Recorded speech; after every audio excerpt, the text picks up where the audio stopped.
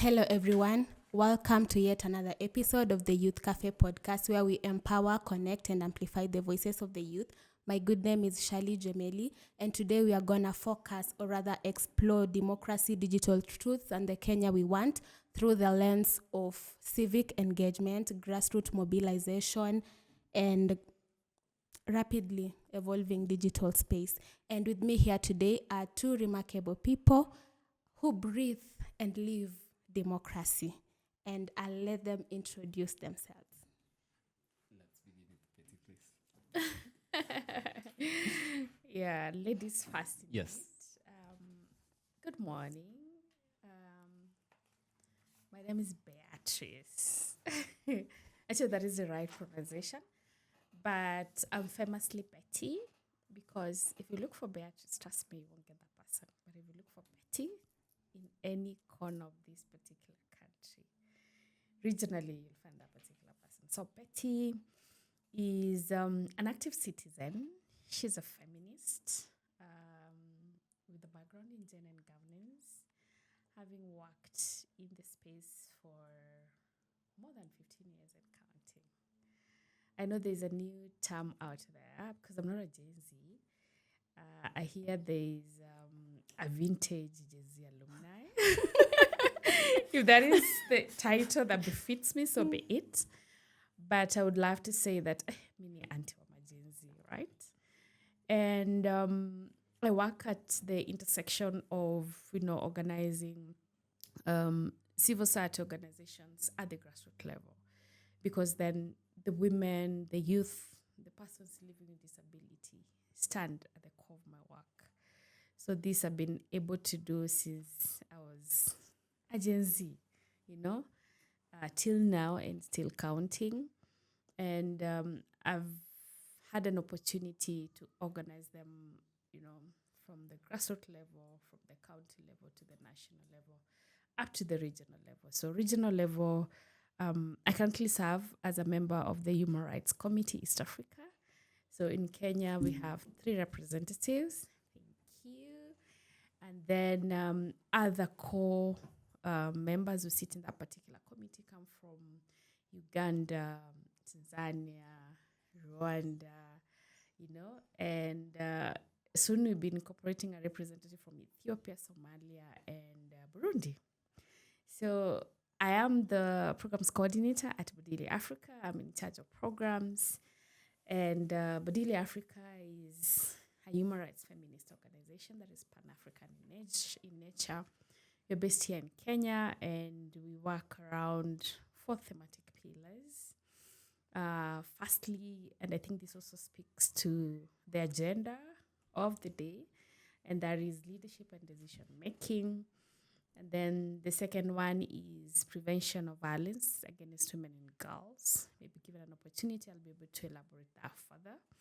And then we also do work around livelihoods, resilience and technology, or care work. And the last but not least, we do work around sustainable environmental practices. So in a nutshell, that's me. A proud mother of a Gen Z. So I pretty much understand, even when my comrade here speaks tough, being a young person, which, by the way, I'm so proud of, that I live, I eat, I relate, and I live in the same roof with a Gen Z. So pretty much it about me.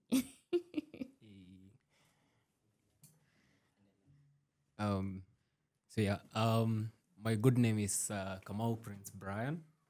I come from Kiambu County, Kiamba constituency, Karuri ward. I love introducing myself with my location is because this is where the birthplace of our current government began. That's why your umbilical cord is buried. Yes. And with my introduction with my area, I tend to also offer a whole lot of apologies from my community members, from my people, for initiating the wave with the UDA government. But away from that, I am a very vocal Gen Z. I am currently working in the democratic space, in the governance and social accountability spaces. I volunteer at Bunge Mashinani initiative, which is why I am here today. Bunge Mashinani initiative is a registered NGO that deals or works under the thematic pillars of governance, social accountability, democracy, and meaningful public participation. I am very passionate about democracy, about governance, about politics, about the Kenya we want, about integrating technology with everything that is currently happening in our country. But more than that, and away from my voluntary work with Bunge Mashinani Initiative, I am also a founder at an organization called Youth Training and Empowerment Network, which has given birth to Direct FM. I was telling you about it earlier. And we'll also invite you guys to come over podcast at our local radio. Away from that, I am very privileged to be amongst the team that is leading a whole generation of young people in democratic engagements in East African community under the Netherlands Institute of Multi-Party Democracy, which is an amazing, amazing opportunity to engage and see what is happening, not only in Kenya, but also in other East African countries. But in a nutshell, mimi ni Mkenya. Mimi ni Mkenya. Halisi. Ninajivunia, ninavumilia Na kukuwa unajituma. Mkenya. Na ninajituma kukuwa Mkenya. Na unateseka kwa Mkenya. Yeah, so in a nutshell, I think I represent thousands and thousands of young people in Kenya who are feeling what we are feeling right now. Wow, you guys got me thinking, what exactly am I doing with my life? Because so before we get into what brought us here today, let me just ask you this to calm down the pressure. The nerves need to relax. If you were to be given a superpower, what would you choose? Wow. I hope I won't be judged for this. No, we listen, we don't judge. We listen, but we don't judge. There's one thing that annoys me to the core, and that is executive impunity, especially from any government of the day. I don't want to single out any, but I'll leave the jury out there. So the executive impunity annoys me so much, up to the point where, when someone is expected to be accountable for their deeds, for their words, they'll be like, it's like they're showing you the middle finger. Yeah. Like, utafanya vile unataka. Utadu. So imagine if I were to be given superpowers. You know the way we watch those Niger movies? Tunageuka na kwa mawe hivi. Mazi, kwa nizo superpowers, yani niwageuze to anything that I want. And they will disappear forever. Because for this generation to be where we want, for the lives of the Gen Zs who died, for their blood not to be in vain, then the superpowers, I think they'll work magic. Like unaiba tu pesa yetu hivi ya standard gauge railway line. Tutasema una disappear. Na unaenda tu. Na utakuwa umeenda unatuambia sijui sahi sijui tunatenga. Sijui tunatenga. Tunakutenga kwenda kaburini. Like I don't know how the world, specifically Kenya, could be if those superpowers really existed. So, yeah. Man, a very cool superpower. Count me in. Involve me. Yeah, involve us. Yes. I think, I don't think I'd have a very cool superpower like Betty, but mimi na maneno ya time travel hivi. Because the way Betty is explaining, she's like very forward looking. But I think we have a whole lot of mistakes we have done in the past that have led us to be where we are today. And not only here in Kenya, but humanity as species, humanity as a group of, we have had, this is conspiracy theorists say that human beings are the only species of animals that has successfully discovered ways of killing each other. We have successfully discovered ways of eliminating each other. Yeah. And I think if I had a superpower, I'd choose time travel. Tungekuwa na very different timelines. Hatungekuwa hapa by the way. Yani ungesongesha hiyo saa irudi nyuma kidogo. Yani tuanza fresh. No, ninarudi nyuma. Ninatengeneza maneno kwenye ninaona pana, like, go back in history. Put Hitler in art school. We do not have world wars. Yeah. Nuclear bombs, all those, Nothing. Go to 2022 and tell the people go to 2020 and tell the people in my area not to vote for UDA, and we do not have this regime today. I know, right? It's getting personal. Time travel would be such a cool superpower. I'm not gonna lie, it would be such a cool superpower. I agree. Go go back to history. We have things address me now as a Gen Z wa hiyo enzi. Gen Z wa hiyo enzi. Gen Z wa lakini si Gen Z wa hiyo enzi. Through the time ya before colonialism. I think that would have been the best time for me to live, where we did not have tribes. Do you know the true definition of a tribe? In the English dictionary, it says a tribe is a group of savages. Hello? Me and you are not savages. Hello? Na tunashindanga hapa tukiuliza uko tribe gani? Sila basi nakimbia. Ni matusi all along. Yes, it has been a means of degrading the my Africans. Primary school teacher, my school fees. Mwalimu bwana My ulikuwa na school tweet. fees. Yeah. My English school fees. Back then we had communities that used to engage with each other. The Luo community, the Ma community. Honestly. Na si ati hatuko tunaishi. And not that Kenya was not there, it's just that we didn't call ourselves Kenya. So time travel would be such a cool power. So it should be 43 communities and not tribes. It would be one community today. Or one nation. Yes. We would be We are Kenyans, period. actually no, we would be one community in the nation of Africa. So one community, one nation, and probably under one God. I know, right? One deity. Man. Anyway. All right. So to begin. What about you? What superpower would you have? Umetuuliza na utaki tukuulize. Mimi bado nitakuwa Queen Sheba. So for me, mtani judge. Me, I would want to have the power to kill people. I'm sorry. But yeah. I think you and I almost same WhatsApp group. Hawa wanataka kukandamiza. Yeah. Unaanga kama there's this guy in the digital media, I think on Facebook, analetanga mtu mwenye apende anamchapilia chini. Anadisappear. I think you've seen that. Exactly, because what happened to humanity? Why are you doing that to people? You Why just you killing people? Why you you want to kill stealing? people and get away with it? Why?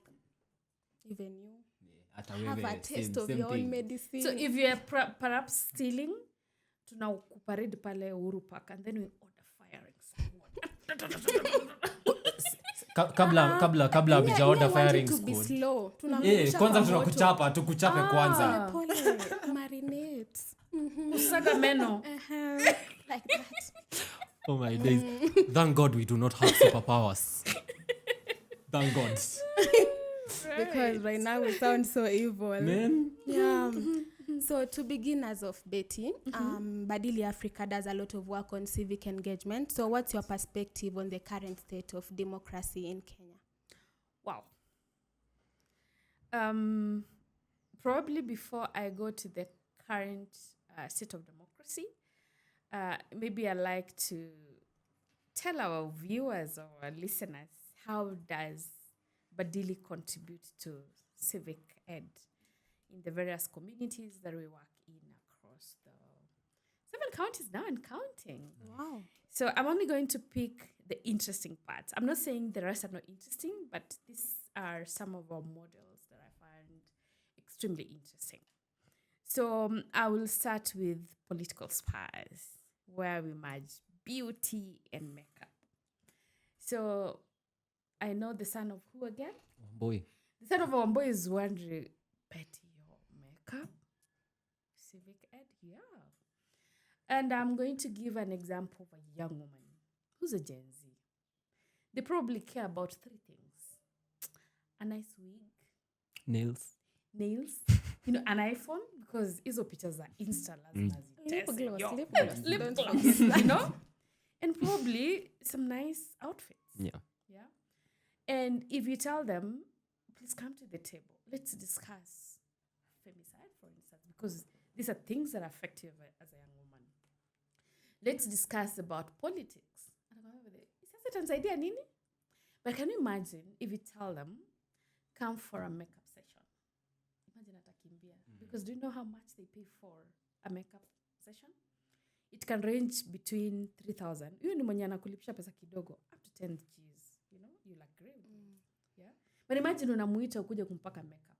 Na hii makeup si products za blah blah. Yeah. It's a quality, makeup. She will come. So when she comes, assuming this is a makeup table, so as you're applying makeup on her, we'll get to talk about the issues that are affecting her. Yeah.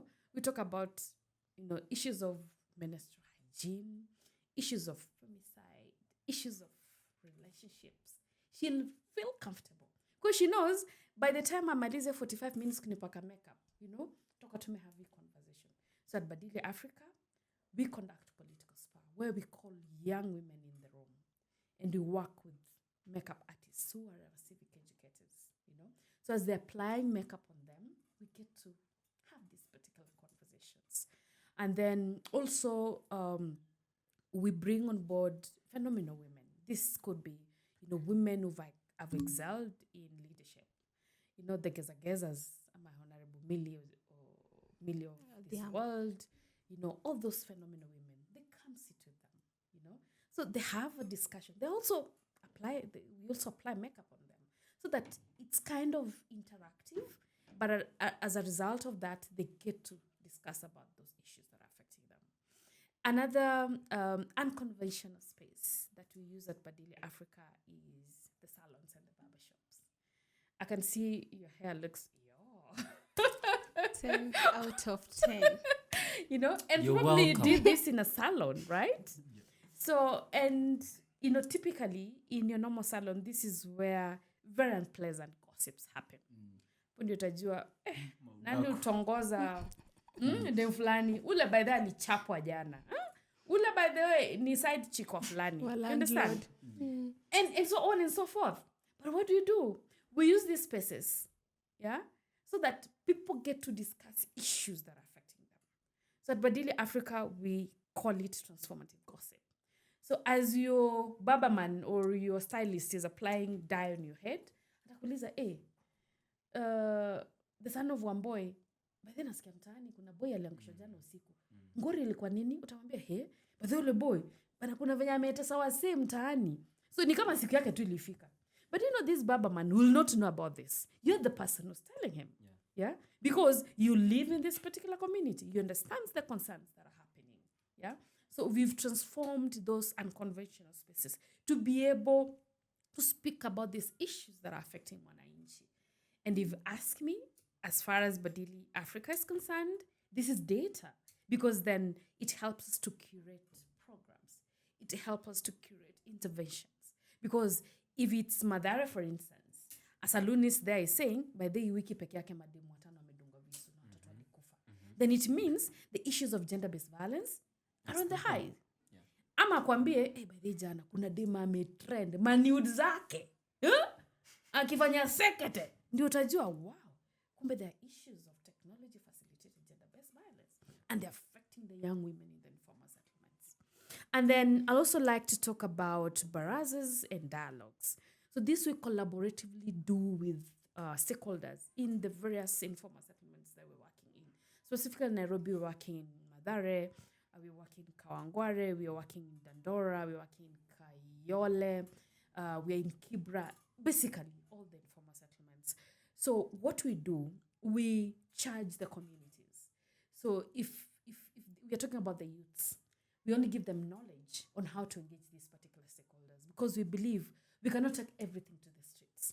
but through dialogue, some things you can move a needle. Yeah. So we let the community own those particular barazas. Like now, under different development partners that we're working with at Badili Africa, we are doing a lot of democracy, human rights, and governance related issues or projects in those informal settlements that I've told you about. So we identify community champions whom we train as TOTs. And in turn, they go back to the community. At Badili Africa, we call them activations. I'll use an example of the space that you own. I know at a particular time, you convene youths. Wanakuja tu base, mnachapiana. Najua, ambia, Jonte, niaje. Najua, kuna hii gig tunapanga, unaonaje. But while I cheat, Jonte atakwambia, by the way, unajua tulikuwa tutumia social hall. But what admin amebadilishwa bada. Na amekuja na kiburi. There is a concern. True. Because courtesy of that particular activity or gig that you want to do, then you'll get to understand, what admin by the kuna venye alipiga transfer. That's how you'll know. Sisi kama community, hii particular space wanatupeanga free. Basi wanadai tuwapatiange 1,500 juu, hakuna maji, nafaa kuoshwa, maybe ni rates zenye jamaa madimples ameintroduce, So that is how we get to engage these people.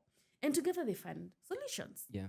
And when they are not accountable, the same community members, because power has been bestowed upon them, The Constitution of Kenya says that we, the people of Kenya, we are so supreme, So they can recall, they can demand accountability. And this they can do through petitions. This they can do through memorandums. And last but not least, ile lugha yenye wanaelewa zaidi. Maandamano. Exactly. So, clock it. So, how does this work speak to democracy?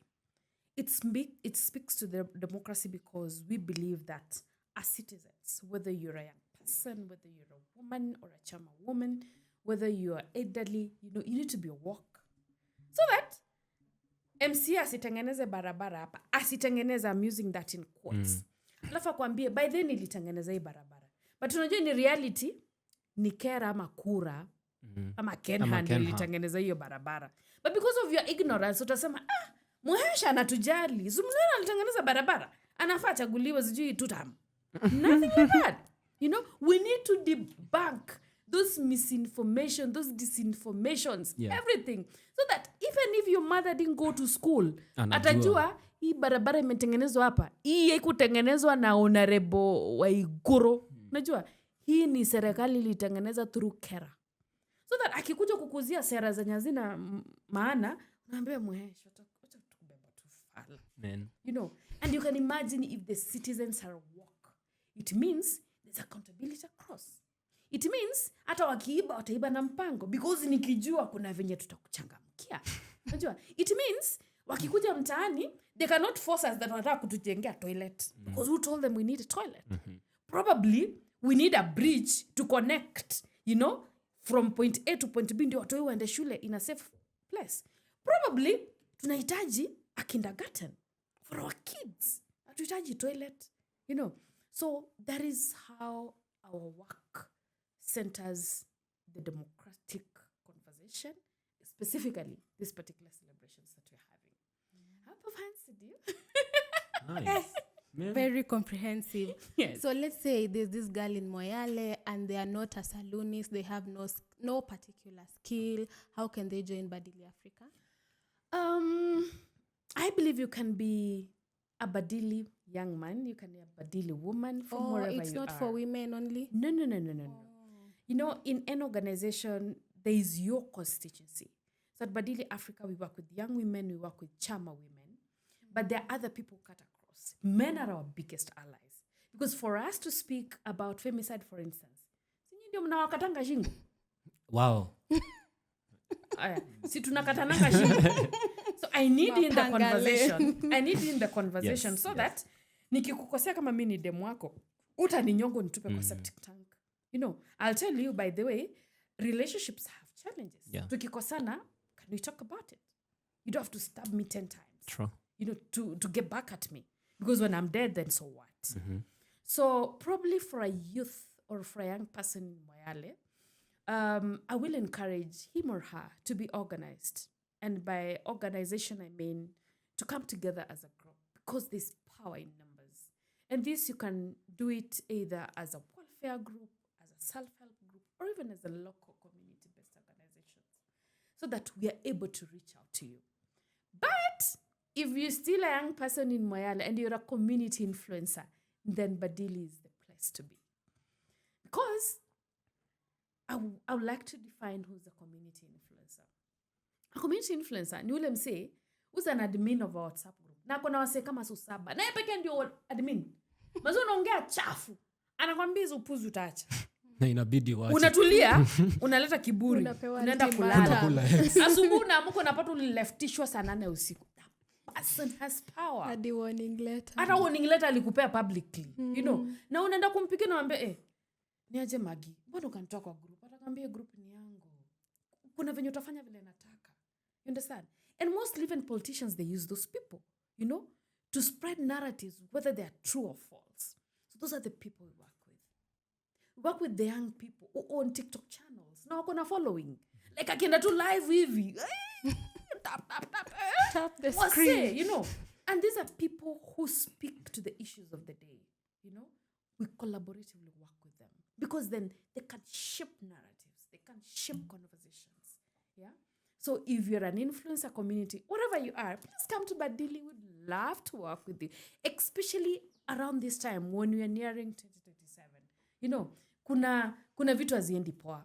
And we need your voice. So that you can tell fellow youth man, najua, maze, hapa ni ufala.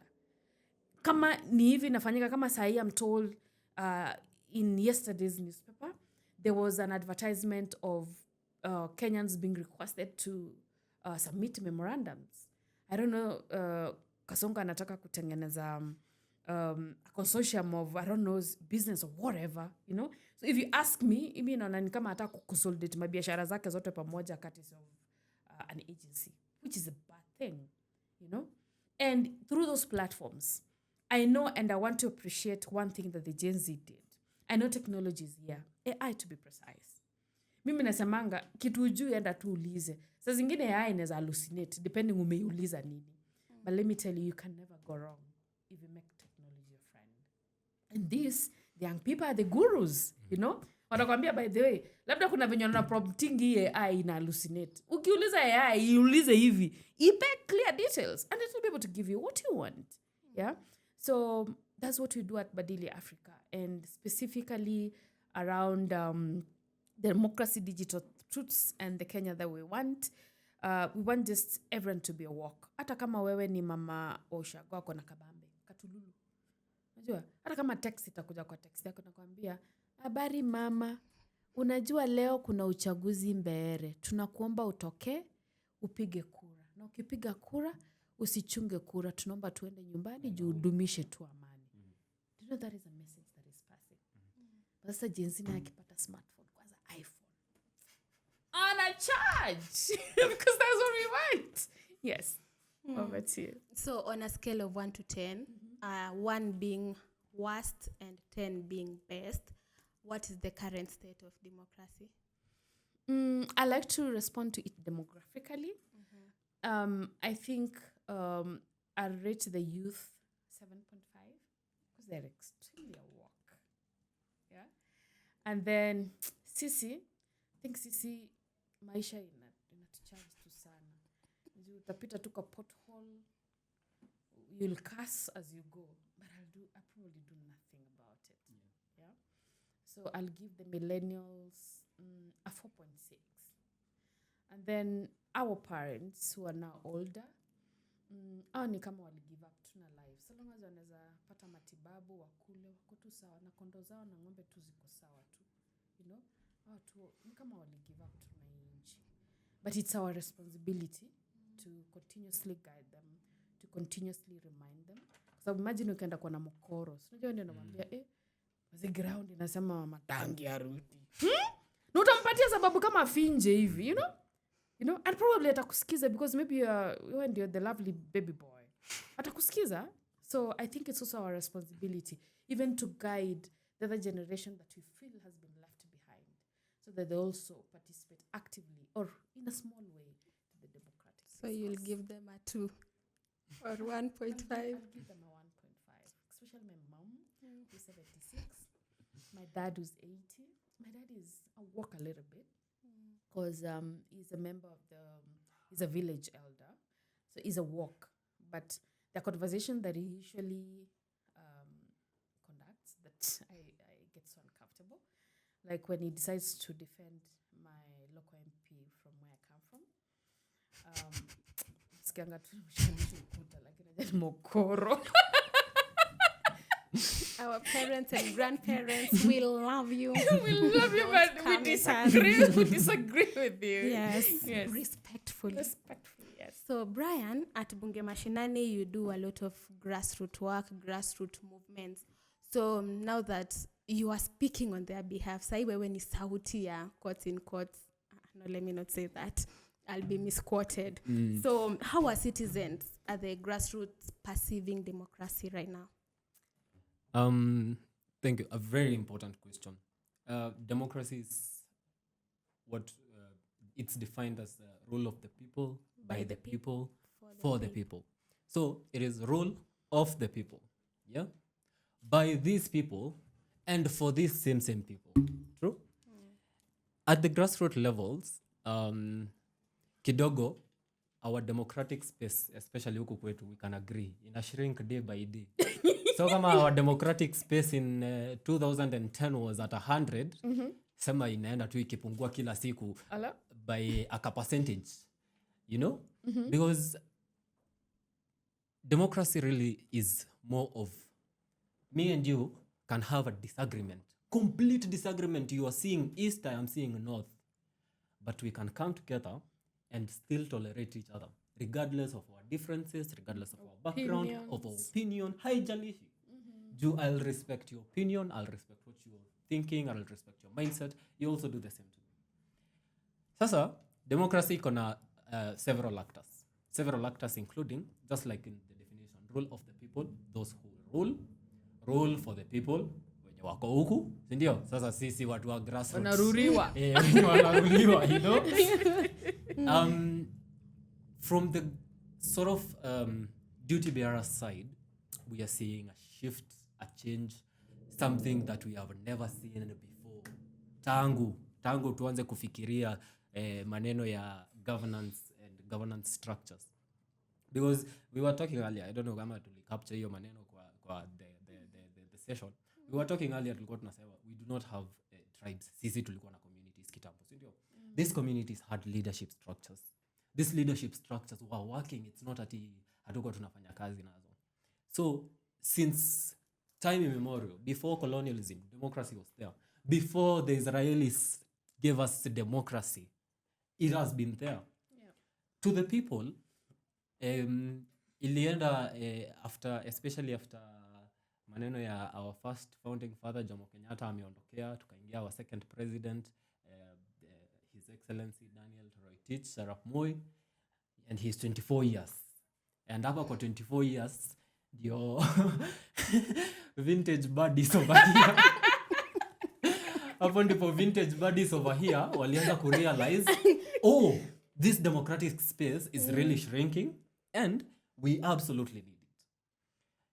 For me, in my opinion, at the grassroots level, people's engagement in democracy and democratic spaces and processes, they have always been there.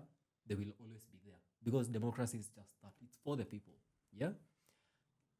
Kuja sasa kwa of the people who are the ones now who are supposed to be guiding and leading this democratic people or this democratic nation, hapo sasa ndio things go haywire. You know? Because there is absolutely no way we are saying that, and this was gazetted in a gazette, you know, a mainstream gazette, that the entire population of over 55 million Kenyans is ruled by less than 9,000 people. Alafu, watu 55 million, tunaangamizwa na watu 9,000. It does not it doesn't make sense, you know? Works. So now, after our vintage buddies in the 24 years of our second president walianza kurealize these things are going to the haywire, and we shall agree these guys have done a lot, you know. I believe tunakuanga na we did what we call the freedom fighting. Tukakuwa na the first freedom fight ya our land and our sovereignty during the Mau times, ndio. Vintage buddies over here multi-party democracy wakakuja wakatuonyesha democracy kunaendanga hivi. You can be allowed a choice to choose the sort of leadership style you'd want. You are allowed as the people to question the leadership that you have. Na hii maneno yenye tunaambiwa hapa ya section 2A haitubambi. And they worked so very hard for it, and it was repealed, and we have a whole generation that is very grateful, in as much as atuwaambiagi is very grateful of the work that was imagine done. for once. You know? Sasa after vintage buddies wametuletea multi-party democracy, na wakatuonyesha, you know, unaweza question your government, unaweza, we came to have the struggle for our constitution now in 2010.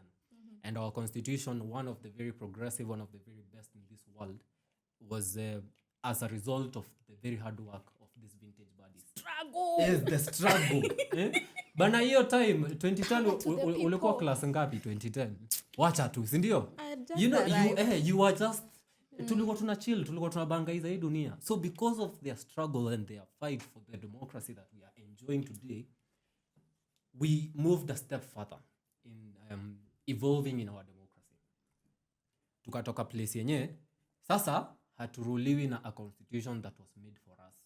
We have a constitution we ourselves are giving ourselves and future generations. Tukiongea unakumbuka nikikwambia tunabebanga constitution kama Biblia. This constitution, regardless of everything else that is inside that constitution, the preamble of our constitution is very powerful. It recognizes the work that these guys have done, recognizes the sovereignty of these people that are there today, and recognizes the fact that sisi tutadedi, and we will still have Kenyans here after we are gone. And those people are affected by our choices today and are affected by what we are doing today, regardless of the fact that hatutawaiona generations from now. So in essence, after vintage buddies wamepambana, sisi tunakuja na the technological era. Tunakuja teknolojia. Tunakuja tunaonyesha vintage buddies in this democracy na venye mumeihype na nini. Bambi vile mumeichafua over time, you know. And for a whole while we had a whole generation of young people choosing not to engage. Juu hawajali, haiwahusu, but more of just ati haiwajali, haiwahusu. I think na mimi ninapenda sana kutetea Gen Z ati in as much as atuko vote 2022, we leave these important decisions to our parents. Unaachia mzazi make a very important decision kama president your wife. Amenitoa kwa vintage buddy, ameniweka kama parents. Sila basi nakimbia. Alafu sasa ikafika mahali sasa, and especially within the last couple of years now, where at a grassroots level with the majority of our generation being sisi sasa. Poleni vintage buddies, tunawa outnumber 4-1.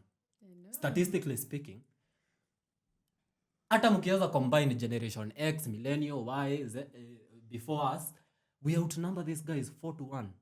In one vintage kuna majenzi waine tu wamebangaiza, you know, na watu wanabelong kwa vintage badi moja. And then hawa waine yafika mahali after a while tuka realize, oh wait, wazazi wetu wanadanganywa sana, and very easily through means like the church, you know, wanaambiwa mwadhani ya rogosho na wanasema yes, tumekubali, toa fungu la 10 ndio wende mbinguni. Our vintage, our parents, in democracy kuna aspects zenye hawawezi fuatilia in essence mainly because they have not been exposed to it much, ama sisi tuko na the privy ya kufuatilia na kujua that this is important as well. One of those factors is the financial factor of democracy. The fact that democratic nations and democratic countries are led and are financed by the people's finances. You know, ni nyinyi watu wa hii nation mnaijenga na mnakaa huko. So you have over the last couple of years sasa majenzi tukakaa chini tukajiangalia tukasema we leave these important decisions to our parents, lakini wanadanganywa na wanakubali, wanaingia box. Tunakumbuka tukiwaambia dichotomous key watume pesa na wanatuma. Period table, ninahitaji periodic table mzazi na anatuma pesa.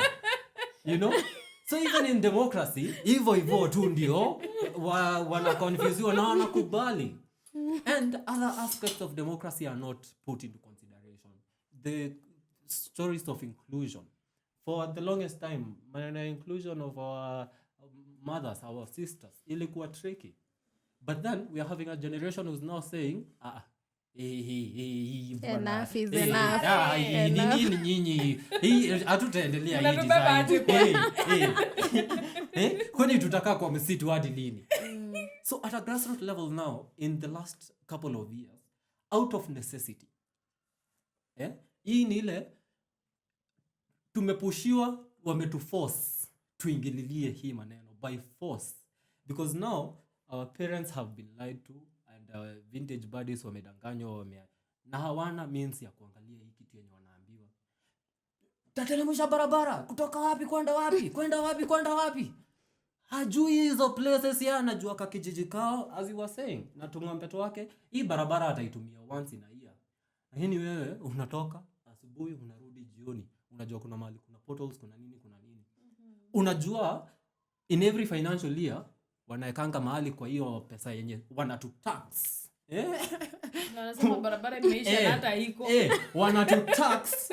Wanachukua pesa yangu wanijengee barabara, lakini hiyo barabara hakuna. Ifika mahali, as she say, kwani mnatubeba ufala aje? You know? And that is what is happening at a grassroots level. And I kid you not only in the metropolis of Nairobi, in very many places, including huko Geshagi kwenye watu hawafikiri.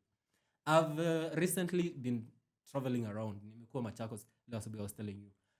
Villagers in kijiji kuna huko macha ndani bado wanataka participate in these things, in a sense that you're feeling that we have a paradigm shift in our democracy. So at a grassroots level, sai kuna vitu mingi sana zinaenda kukua very different. We have our politics that is going to change in like a 360 in a very big way. We have our corporate world yenye ina change. Simeona vintage wakisema ati Gen Z salezi wanakuit lunch kwani uongo iko wapi? Lakini nila tunajaribu kuforce change ya for real. Ati nifanye kazi 9 to 5 January to December. Aje nita travel saa ngapi? Nitaenda kutengenezwa nywele saa ngapi? Utatumia iPhone saa ngapi? Nitatumia iPhone saa ngapi? You know? So there's for 50 PM unanipea kazi kwa nini? For 50 PM na nilikuwa nataka 10 niende kazi. Ulikuwa wapi saa 2? You know, so in absolute sense, there is a whole change that is happening in the democratic, and not only the democratic spaces, but in our nations, in the world, kuna a whole lot of difference. Mainly pushed by the fact that the majority of our population is a young population, is a young, learned, informed, very well-connected population. Oh, wow. Somebody said ruling, learned, and educated people. And people who not only went to school, but school went through them. They'll see fire. Fire, see fire. Yeah. So Betty, you mentioned something on AI and technology. Would you please tell us how it is shaping digital spaces right now? As in how the digital spaces is shaping democracy, both in a positive and negative way. Thanks so much for that particular question. But as my comrade was speaking here, you know, something was passing through my mind. I'm just wondering, what if when we are in those engagements with stakeholders, you know, yani tuamue tuwasalimie ni aje wakula ushuru sisi ni walipa ushuru kwani wanaweza do What I do? because wao wakula ushuru. What you calling them wakula ushuru? We've gotten a new That term. one is a new term. That was a good one, eh?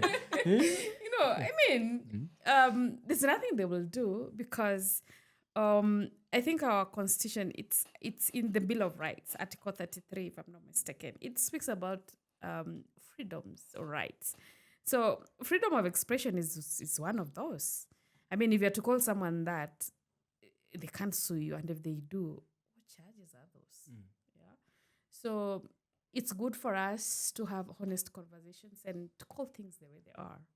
Because sisi ni walipa ushuru, naoni Wakula ushuru. So back to your question on AI. AI has its advantages and disadvantages. I like to speak about 3 things. That is disinformation, misinformation, and malinformation. And I think majority of Kenyans have been victims or casualties of these particular 3 categories. And I think there are people who usually take advantage of this. And these are the people in power, the politicians, because then they either take advantage because Wanjiko is ignorant or Wanjiko doesn't have access to technology to be able to even verify what this politician is saying. I remember the other day when the president was having his obvious national address. He threw to our faces a lot of data. And if there's one thing that media did justice, is to debunk the data. I'm talking about Royal Media Services, courtesy of Citizen. I'm talking about the Nation Media. You know, they were quoting bit by bit. If it's TVET, you know, they go to the national statistics and say, as out of 2025, these are the numbers. President aliquote he. Guess what? Kipindi ni uongo. Drama. You know? And I even took screenshots and, you know, posted them on my social media and say, I think this is good reporting. This is good media autonomy. But then we've also seen AI, you know. Right now, if I were to bring you down, I'll probably use your photo, use another chick's photo, mwenye nitamtoangua kaendede, and then I'll say, alikuwa mechi. I'll probably see ukweli, you know. And that one is tantamount to destroy your image, your character. It's called character assassination. But even before people sit and think, by the way, inaweza kuwa uongo ni AI, damage is already done. True. And if you're not able to take it, probably at menyuria bana, umejitia kitanzi. Umeenda Sayuni. Umeenda Sayuni. Ama umeenda depression. And you know, to reverse that, it's an entire journey on its own. So to start with misinformation. So misinformation and disinformation, they're usually closely related, but the intent is what is different. So misinformation is false and inaccurate information. Usually it's passed unintentionally. So, like now I've given an example of what the president was rubbing to our faces. That was misinformation. Because I believe the president has hundreds of thousands of the advisors that you and I pay. How on earth did they give the president false data to use in addressing citizens? Because that was misinformation.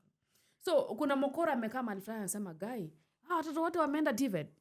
Ni uongo. You know?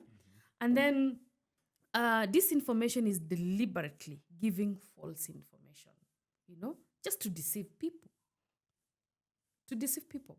So, you will find, for instance, I'll give an example of Galana Kulalu. Kulalu. Yeah. You know? So, the government may say, this particular season, to may harvest 1 billion bags. But ukienda kwa ground, ni 1 million bags. But because they want to show Kenyans that they are working, and they know that project is there, and it's doing something, it's contributing something to the food security of this particular nation, watuambia tu uongo. Kitambo tujue ni uongo, imesink in saa hii, labda ni scandal ilikuwa inapita so wakati distract kidogo. And then the third is malinformation, you know? So this is information based on fact, but removed from the original context just to mislead. You know? And I don't know which best example I can give. I know most of my examples are political in nature.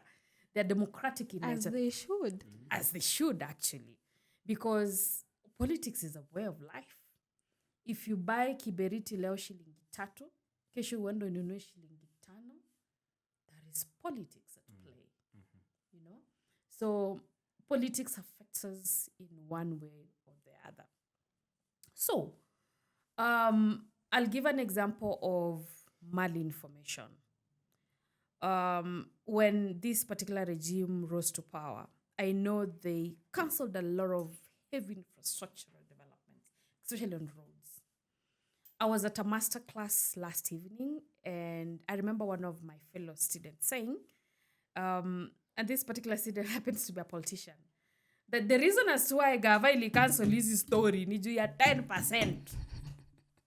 So, juu akuwa hapo kama orezo, so itabidi ya cancel, and then ape mse mwingine ndio 10% iku kuje. But do you know how much we pay in terms of fines? You know, for cutting short those particular contracts. They could be cuttings of public-private partnerships. Others could be funded by the exchequer. But by the virtue that you woke up one fine morning and decided, you know what, kijana wa Amboi hii barabara ujengi.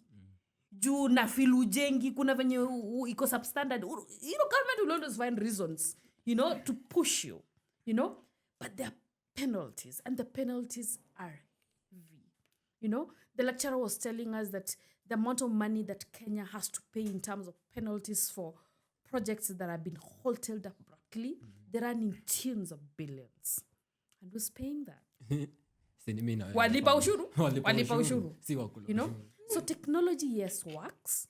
But I feel so sad when the same technology doesn't work in our favor. I will wrap up this by giving an example. Particular student happens to be a politician.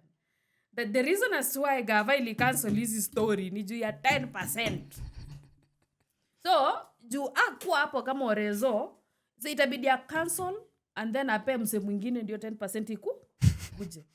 But do you know how much we pay in terms of fines? You know, for cutting short those particular contracts. They could be cuttings of public-private partnerships. Others could be funded by the exchequer. But by the virtue that you woke up one fine morning and decided, you know what, kijana wa Amboi hii barabara ujengi.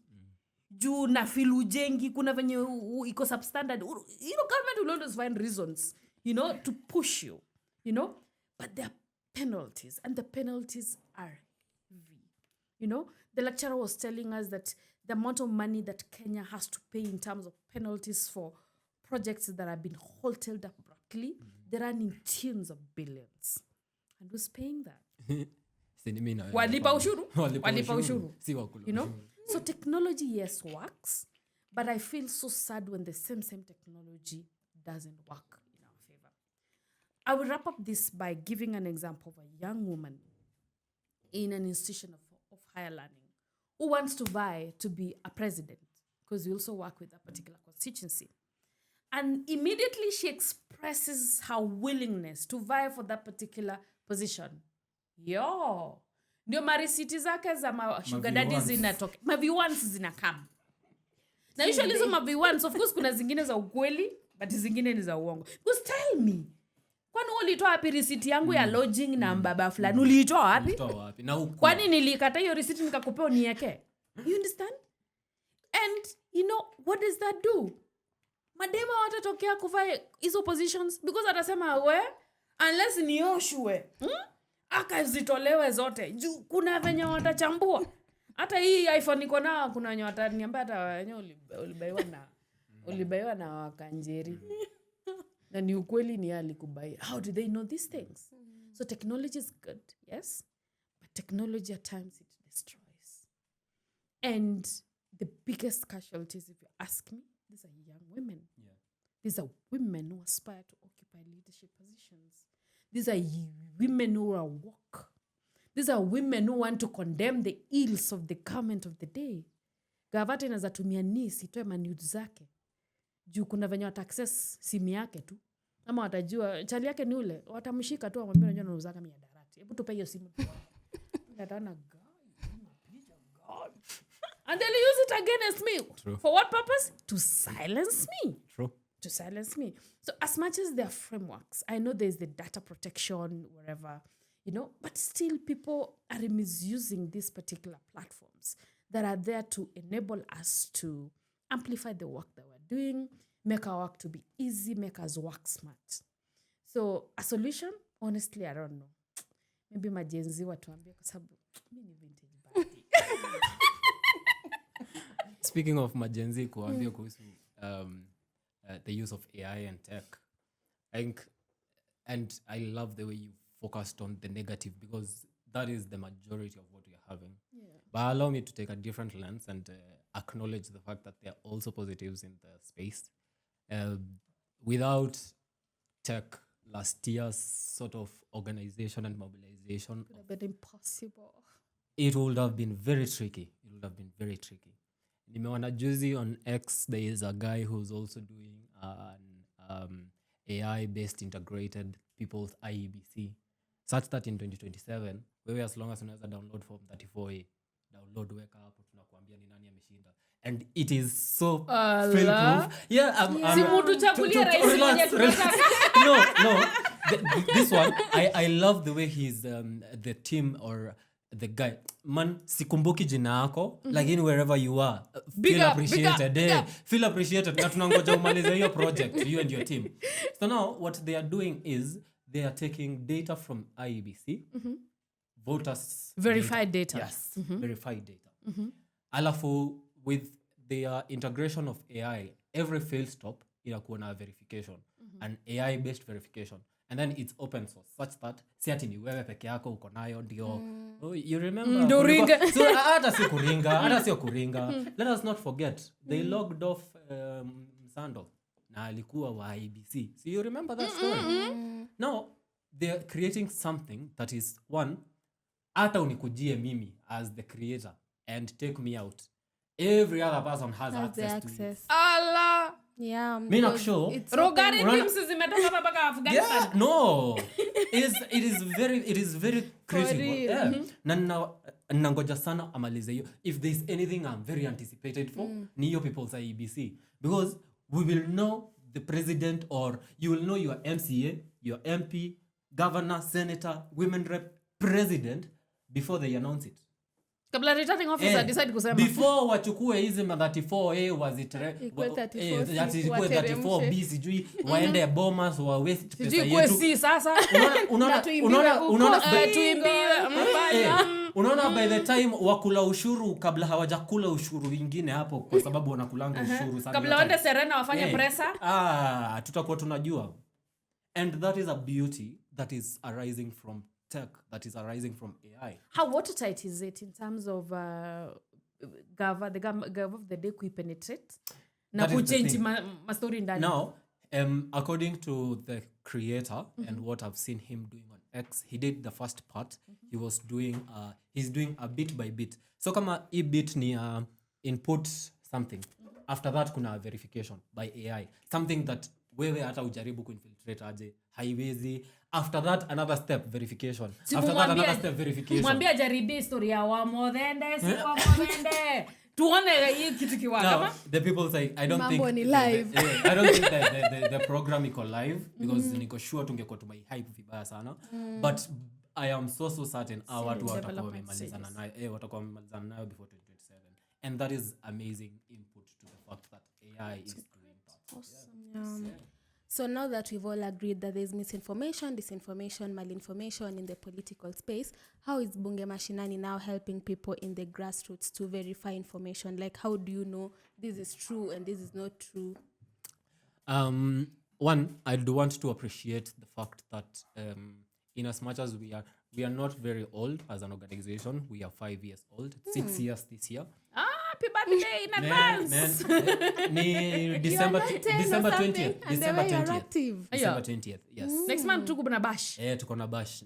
Please invite us. Nimo invite.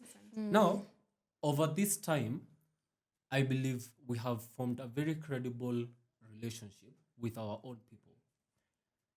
By this, remember I started this by saying democracy is for the people.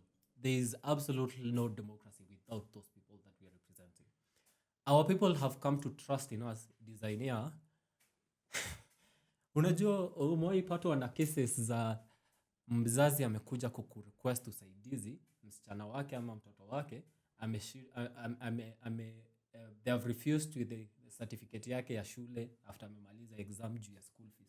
This is something yenye it is absolutely not in your pillar, but because of the trust that this person has in you, anajua nikienda kwako utanisaidia. Influencer. You know, the people at Badili or those people you've worked with before in your spas, ule mse mwenye anajua nikienda kwa hii spa, I'll not only come out of there looking good, I'll come out of there looking good, informed, na nimeshare something. You understand? Yeah. So at Bunge, I believe if there is something that we have really we really appreciate is the trust we've formed with our own people. Our own people send us information and ask us to verify it. And more than that, we have formed the link between the stakeholders or the duty bearers and the people. Sasa sisi tuko hapo katikati. Duty bearers na stakeholders wakitaka kupass certain information as well, they come to us and tell us, we have this information. Hii information itakuwa publicized, itakuwa advertised na nini. But you as an organization as well, with the fact that you are very in tune with our people, tusaidieni kuspread hii shughuli. So there is that trust between the people and us, or the people and the members of the civic space. Secondly, I believe there is a very good rapport between us and independent institutions of the government. Our very good constitution was very, very correct and very right by having us have independent institutions away from the government. These independent institutions include the EACC, the ODPP, the ORPP, OAG's office, Office of the Auditor General, Office of the Registrar of Political Parties, Office of the Prosecution, EACC as well. These are independent institutions zenye zinafaa ku keep in check of what is happening. So now, us as Bunge Mashinani, we have had a very good rapport with this sort of independent institutions. One of the main reasons we have had this is because these independent institutions, in as much as they are independent, ni independence tu ya unaona ni kama yenye tunasemanga huku ati we are uhuru. We are not yet uhuru. we are still under a whole lot of colonialism. Ni venye tu atuioni. You get? So these independent institutions have been mandated by our constitution, by our government, to offer a whole lot of oversight and implementation roles. Lakini sasa gava ndio ina fund, si unajua inafinya tu tap ya pesa na hakuna kitu mutadu. Wakula ushuru wanataka kukula mutadu. So for them, they have also formed a rapport with us as members of the civic space, as Bunge Mashinani initiative, in addressing situations and especially when it comes to misinformation and disinformation. I'll give you two very good examples. I said nimetoka Kiambu County. Kiambu County is the first county that ever in this country iliambia governor tembea ukienda. We are sorry. We are sorry. Yes, Waititi was the first governor to be na kampeleka jela imagine. Na tukampeleka ndani. I kid you not, and I am very proud of Bunge Mashinani and its affiliates. These are the people, yes, BMI are the people who drafted those charges. Sai tuko na a whole sort of court case going on with our current governor because of misappropriation of public funds. And this one is very interesting. Juu haija happened kitambo, it happened in April, May. So there was the raid on Kiambu County governor, na akashikwa sijui na mabunda la manoti, na akapelekwa EACC, and then the very next day we saw people wakiwa hapo EACC wakilia ati it is a political sort of persecution. This is misinformation yenye inatoka from somebody who is in office. Isn't it? This is somebody who has taken a legal process and made it political to save his face. And that is the problem we are having with our current politics. Our current politics, haiko hapo for the people. Hapana, ni sisi wenye tuko hapo ndani tukae poa kwanza. Kichele. Tukae vizuri. na si kukaa tu vizuri kwa mfuko, pia hapo nje wajue tunakaa poa na hatuna maneno. But the thing is, they are all, or most of them, they are all very, very corrupted in their morals, in their way of work and all of that. So just to answer your question, najua kidogo tumedivia, how we've really been able to battle misinformation, disinformation, and you introduced a very good one, malinformation, at our community grassroots level, need the fact that we have this rapport with the people. And I believe tulikuwa tunakuwa na a very hot conversation before. And I was telling you guys about money not being the top thing for many of us in our organization. Moving the needle. Yeah. Mainly because pesa imekuwa such a huge factor ya silencing people who are doing the good thing. You know? Ninaona Betty here is empowering women and young girls so that they can be informed and critically conscious to a point where they can ask questions.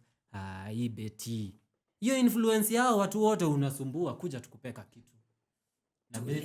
Na Betty anaenda na anatuli. Mbona mimi ni minister? Unaona? But this is corruption in our morals. Sasa sisi tunakuanga na I love kwanza nimewatch kipindi ya Maraga juzi na alisema regardless of anything we have irreducible minimums. Same thing to us. We have to have irreducible minimums as a people. Yenye come what may, awezi au utakubali ati you can never go below this.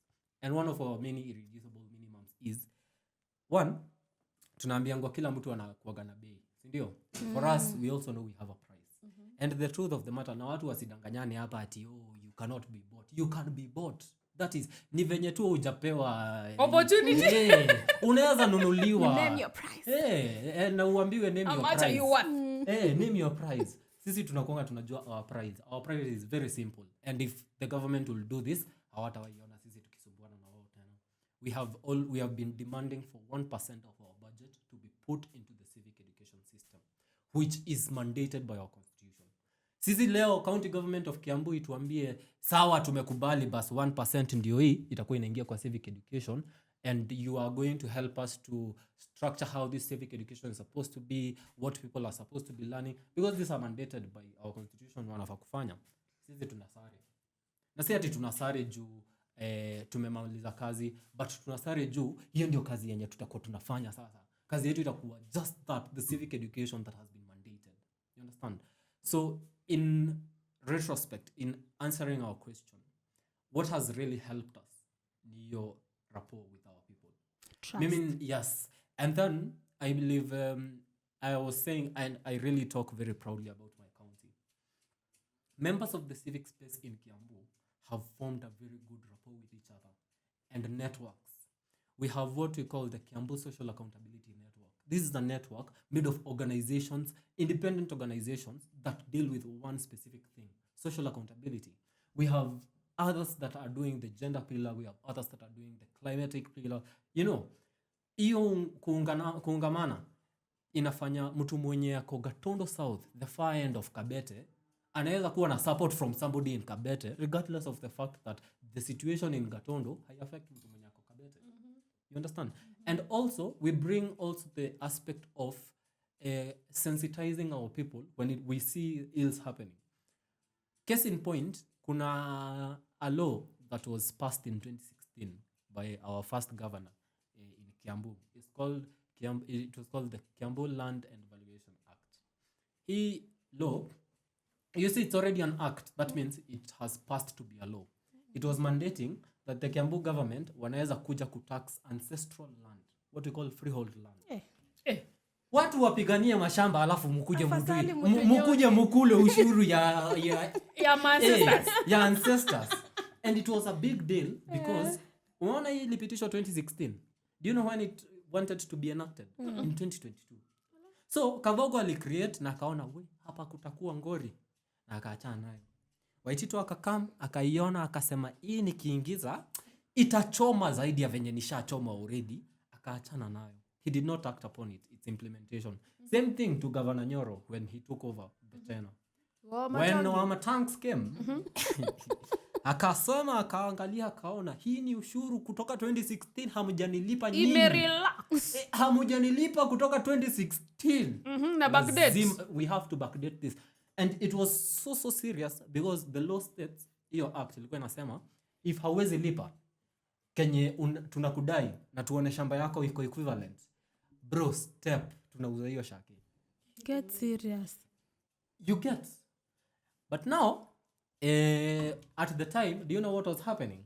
What was happening was, and I really hope you saw these billboards, kulikuwa na billboards zimeerectiwa everywhere in Kiambu County by the county government of Kiambu saying, hey, you need to pay land rates, but we are giving a waiver till 30th December. So mtu anaona waiver ni kumaanisha sitalipa, si ndio? So si unaenda kusema niko na kashamba mahali fulani nimekujia hii waiver. Anakuambia good, wewe ndio tulikuwa tunataka tuonyeshe hiyo shamba, waiver ni ya this year peke yake, so you have to backdate. All this is misinformation in the sense that it's coming from duty bearers. Hii story isingekuwa flagged by one person somewhere, the entire of Kiambu County would be crying. Hadi leo tungekuwa watu wamenyang'anywa mashamba all because of a law that passed in 2016 yenye watu hawajui. And it is very impunitive. And the way we really conquered that fight, because it was repealed last year successfully, was using this network of CSOs around our county. Unapata CSO ina deal na maneno ya care work. They have absolutely nothing to do with governance and social accountability. But because we are members of the civic space in this county, na unajua itaku affect, you come on board. You get people who are in this we call chamas, zawamama, farmers corporations. These are people who are affected directly but did not have the power to engage the government in this. What do they have to do? Wanakuja kutuambia watu wetu sasa, we have no one else to engage in this. And that trust between the people, the civic space and the duty bearers has been the game changer for us, I believe. Strengthening civil society organizations to promote accountability. That is it. Mutakosa aje kupambana na misinformation kama tunaongeanga kila siku. Nione ati Shali kuna viewants zimetokea na mimi tunaongeanga na Shali, I know it's not. Sitaanza kuongea na tuseme hapana wacheni hii story, you know? Just like that. And this trust has been really, really key. Nice. You're doing such an amazing job. Naona ni kama nitakuja grassroots.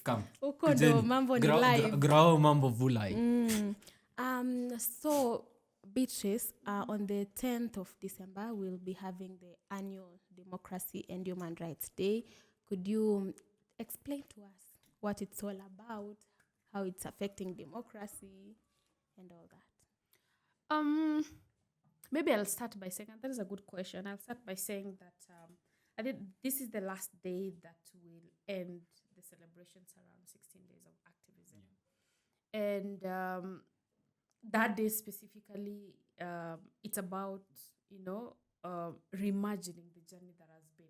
And I think my comrade here has taken us through the memory lane, from independence, from multi-party democracy, technologies here, and what next then, Our next for us, and this is the immediate next, is 2027.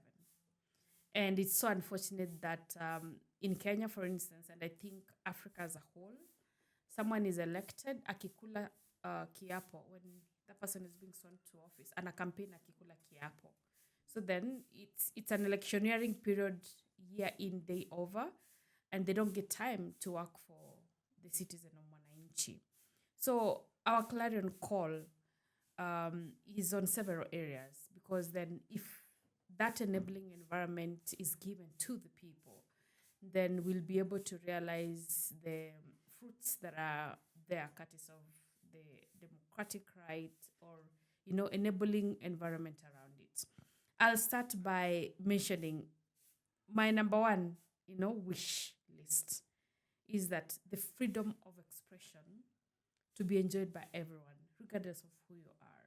So if today you decide to be a whistleblower because you know what is happening between Gava and the defunct Adani deal, they'll not force you to go to exile. Yeah. They'll not kill you. They will leave you to rant, and if there's evidence, someone will be held accountable for it.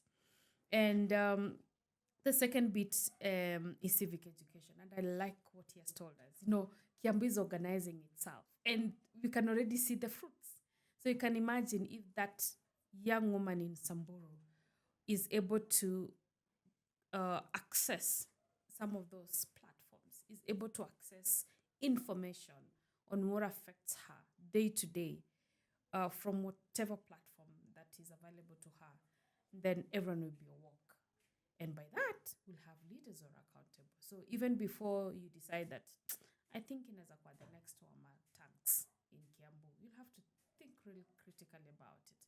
Because hautakuja na uongo, utakuja na stories za Bunwasi. Because even Kawanjiku, that young girl in kindergarten, anajua, gavana akikuja, I think kindergarten yetu tunafaa tuko na playground. And that is not an issue today to discuss or to debate about. And then the other thing is independence of media. I know it's a funny issue to discuss about it because media houses in Kenya, they are owned by individuals. You'll see the owner of Royal Media Services giving stands that are very political in nature. Then you wonder, if that particular person was to be elected in office, it means they owe them allegiance. Ukiiba, kuna venye, unajua ni bishti yangu.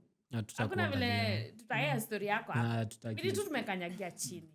So then it leaves us with a big question or a slap on our face. Then what is the alternative media? The media that cannot be compromised. The media that can still speak things the way they are. If you ask me, the alternative could be even these social media influencers. But pia ni wase tu. The way you said, beti ndi anaorganizing wa machama, ndi anaorganize my youth. So come to kujenge kaki. Come to. Yani kwani nami your price. Nami your price. Kidogo unasikia. Kwani kwenda Maldives shinga. Kwani shingapi? Gapi ni shikana. Kidogo unasikia channel madaiko, account ya X. Maseme ishia. Ama sasa hiyo umeanza kuchange narrative na shaka kwani aliokoka. Mbona inject? So it's a very, very precarious and I could say very Kizungu kubwa. it's a very precarious. It's a very difficult, question to ask. And I wish we could get that alternative media, whether it's in people, whether it's just a media. You come as civil society. I was asking a friend of mine the other day that we civil society, we are known for solidarity. Yeah. And a good example is what you've told us, what civil society organizations are doing in Kiambu County in terms of holding the government of the day accountable. Yani sisi hatuwezi TV station yetu. Unajua? Tunasema tu yetu na kati ya kuinject media house. She can't do that. Kujeni. Mnaona? Ndio hii. Have the venue ndio hii. Yeah, kwanza ametupea venue. Na already anakuja na makame nje kadhaa. Microphone ndio hizi. We can't. And then maybe strengthening institutions. We are talking about the anti-corruption. We are talking about institutions that are there because they've been given powers by our beloved constitution that we overwhelmingly voted for in 2010. If they're independent, let them be independent. I remember the other day I was seeing our very own, a fellow woman, the president of the Supreme Court of Kenya. Anaambia Ruto, by the way, wewe unakaweni mse magic sana. Miracle worker. Miracle worker bana. Jana ulikuwa wapi? Kabla sisi tuamuke, uko hapa bado. Na umekuja by road. I mean, what is she talking about? Miracle worker? So, I don't know how... Mimi niliona ni kama madam alikuwa na inject kiplani tu. In a way. Hakuwa sawa. Was that necessary? She was very sarcastic. Where was she leaking? And she's the head of an independent office. It's the prerogative of the president to be where he is required to be, whether he has slept for a minute or he didn't sleep a wink at all. And we don't need to clap. honestly a rule, we don't need to. Yeah. So I don't know how independent is independence when it comes to those particular institutions. But then my clarion call is that please try to. I know you cannot be fully because there's a lot of political interference. And some of these people who sit at the helm of those institutions are cronies of politicians, you know. Nitadecide wewe ndio utakuwa speaker wa bunge. Nitadecide wewe ndio utakuwa CJ. Because then I have, you know, a few judges who sit at the bench. Nitajua kura 5 ni za watu wangu. So they will vote you because I want you to be there. Yeah. You know. I'll know that wewe ndio utakuwa speaker wa Senate. Because it's a give and take. Yeah. And that is really saddening. Yeah. But all is not lost. You know, when even he was talking about technology and this young person who's trying to organize things so that we can have a different side of history in 2027, it warms my heart. I hope it will see the light of the day. I hope ata disappear. I hope atakuwa paradise side moja. Honestly, We will hope so. protect him. In Jesus' name. Yeah. You know, because if you're talking about reforms, the reforms has to cut across, including majenzi bana mtoke register kama wapiga kura. Na wachukue kura. Chukueni kura bana. Na watoke kuvote. Because by the way, reforms kwa ballot, it's all about AI. Reforms niwe kutokea na kura yako na upige kura. It's the change that we all desire. So that is about democracy. And if you're talking about democracy, it's about the Gen Zs coming out in good numbers, in large numbers, registering as voters. Yeah. It's about whoever was powers to demystify narratives that are misleading, you know, that are not informing Kenyans the way they are supposed to speak about them. Yeah. If it means your mama will understand it in Gikuyu, please do it in Gikuyu language.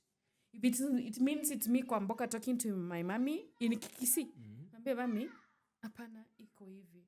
Huyu jamaa, hii pesa ako nayo, Ni yangu, ni yetu. You know? I mean, that is what democracy is all about. Yeah. And even as we celebrate on 10th, the celebration should go beyond 10th. Because we have a bigger calling. We have a bigger responsibility as Kenyans who are awoke, as active citizens, to make sure that the right things happen, to make sure that democratic change happens. Not on 10th alone, but beyond 10th. Thank you. Wow.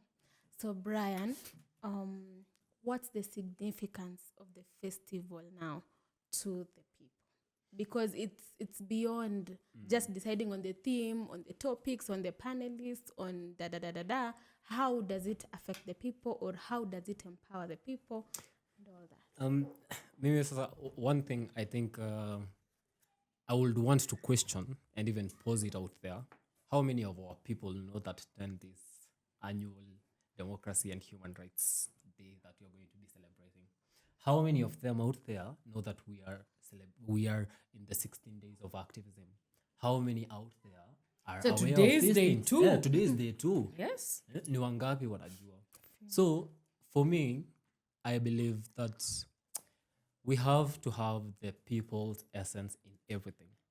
I was telling Mushori someday that we usually have 3 arms of government, and then we have the 4th estate, which is the media. I'd want to introduce the 5th arm of the government, which is the people. Because we're having government with executive, with legislature and the judiciary, and then the media serving the people who are not represented here. I mean, mbona tunafanya vitu ni kama ni PR na drama, ni kipindire, alafu tumalize shughuli. I want to agree with the sentiment that she's saying. We need to have this, not just a celebration as 10th, but ikiendelea to celebrate democracy. Because I said earlier, our democratic space is shrinking day by day. This annual Democracy and Human Rights Celebration Day, for me, I think I'd want to celebrate the sovereignty of the people and the acknowledgement of this sovereignty by the people themselves. I believe there is a huge awakening with the people understanding that all sovereign power belongs to them. And this power is theirs and they will use it directly or indirectly. And I know many of our people have been using their power siku za elections peke yake, but if there's something I'm celebrating, is the Gen Zs who have woken up from their slumber, who are fighting for the change that we want in this country. Who died? We are celebrating those who have fallen. We are celebrating those who have been fighting for our democracy without us knowing. Let us celebrate these things. Let us celebrate democracy and human rights every day from however much we can. Yani, because this is things that we enjoy and have to deal with on an everyday basis. I believe more than that, I'd want to look at Kenya at an international scope. Kenya is a very important country in the global stage. And we are having policies and laws that are being made in the human rights department, in the democracy space, for our country by the global actors, and it is So I'm also very key on Kenya on a global state. On an African state, we are also having the conversation on the Pan-Africanism. So let us have a progressive mindset when we are celebrating this day, per se. Yeah. Wow, my goodness. I could listen to you, Beatrice and Brian. Yani, I would listen the whole day and not get tired. I would just be like, kwani maji shingapi? let me just hydrate. Because I come reading. So as we wind up, give us your parting shot. Wow. And I like to face this camera. Please do. My parting shot. I'm addressing 3 people. Number 1, I'm addressing Wanjiko. Wherever you are, in Gusiland, in Kiambu, in Marsabit. Tafadhali, you have powers. Make use of those powers. Na kama ujui, imagine uliza jirani yako. Uliza mtoto wako, atakwambia. The second person, my comrades in the space. You know that we are the alternative government because then we are the ones who provides checks and balances to the government of the day. Mazituache kwa watermelon. Crazy. Ningependa kuongelesha the government of the day, but kidogo hawasikiagi hata ukiwaambia. These guys have we've made it as simple as I was telling you. It is as simple as just follow our very good constitution and what our sharia is saying. Tafadhali. Yani, na hata sasa sio tafadhali anymore. It's no longer a please. Yeah? But my parting shot is always to the people. Article 1 of our very good constitution says that all sovereign power belongs to the people. And you shall exercise that power directly Or indirectly. Directly ni ukienda uchaguzi, that is the biggest one yenye tunajua. So my people, majenzi, hata wewe uko form 4, tafadhali enda chukua ID, chukua kura. Hizo buildings zinakuanga tu hapo. Ni ID hapa alafu ABC side nyingine. Get your documentation right. Be ready for 2027. Na achukue kura penye atapiga kura. Kwenye utapigia kura. Siati kama anaishi Nyandarua, achukue kura Nyandarua hapo. Wakati wa uchaguzi tuko holiday. Tuko Hata holiday rudi ati ya Nyandarua kupiga kura. Please. Penye interest iko. Kwenye panasoma hapo nyuma ya ID Geshagi, hata kama ni huko itabidi uende, go there. But please let us participate in this democratic process that is coming up in 2027. Secondly, Reverse gear. ama Gen Z tu bado ndio naongelesha. You guys are learned, you guys are informed and are aware. And more than that, we have moved from awareness to critical consciousness. As she said, members of this civic space join up into politics. Politics is a way of life. Integrity na politics ndizo tunamari come 2027. Na this one yenye inakuja, tafadhalini Wakenya wenzangu, fellow taxpayers, walipa ushuru. Let us keep the peace. Tusikubali kugawanyika kati yetu, ati mimi na wewe tunagawanyishwa juu ya some pennies zenye wametuibia. Let us keep the peace. Let us keep the solidarity that we are having as Kenyans. Na tusupportiane, man. And come 2027, mapema, asubuhi mangware, watu waende nyumbani. Na wakishaenda nyumbani, by the way, maybe the last thing naweza ambia government or members of the government of the day, prepare yourselves, see? Prepare yourself. We are coming for you. We are coming. Yeah, we are coming to get those monies that you have pocketed that belong to the people. Whoever shall be president, I do not want to know. Kitu yenye tu tunaomba ni moja. Govern well. Let us follow our constitution. It's just that simple. Wakenya tufuate katiba. Simbo. Is simbo. Tutekeleze katiba. Katiba. Tosha. Let us marry integrity with politics. Tafadhali, come 2027. Government of the day. Put your books in order. We are coming for our resources that you have stolen. And to the global actors, it's a different Kenya than the one you have been using to manipulate. We are sorry.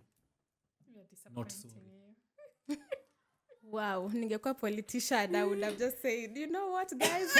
You I keep up. surrender. You keep up. I give up. Wow.